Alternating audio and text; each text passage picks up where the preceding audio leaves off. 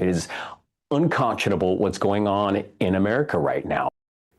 Today, Oregon's Attorney General Dan Rayfield sued the Trump administration for suspending SNAP benefits.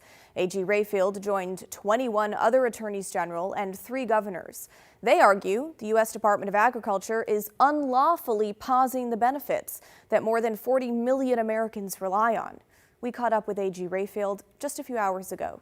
We don't need to have a president that's using food assistance as a political ploy. What Americans and Oregonians need to realize is that no other president in the history of this country has ever jeopardized the food assistance in this way.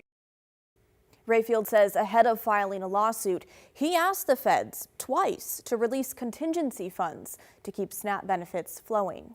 They ignored our requests, and so today we filed a lawsuit to compel them to release the funds that Congress specifically appropriated. Democrats and Republicans appropriated to make sure that Oregonians have food. Now, the USDA and Republicans blame Democrats in Congress for the government shutdown as both parties continue to clash over health care funding. AG Rayfield has this message for Oregonians bracing for November 1st.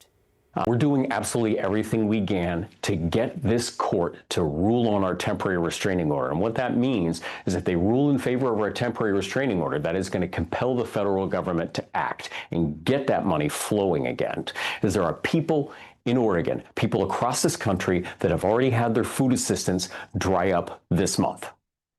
And this is money, $315 a month, that goes to them. And this is wild that we are even having this conversation. Oregon Governor Tina Kotek and other state officials are also urging the federal government to use emergency funds to ensure SNAP benefits continue next month, despite the government shutdown. On Monday, Kotek and 9 other Oregon elected leaders sent this letter to U.S. Agriculture Secretary Brooke Rollins, demanding the department tap contingency and reserve money so states can send out food assistance benefits on time and in full.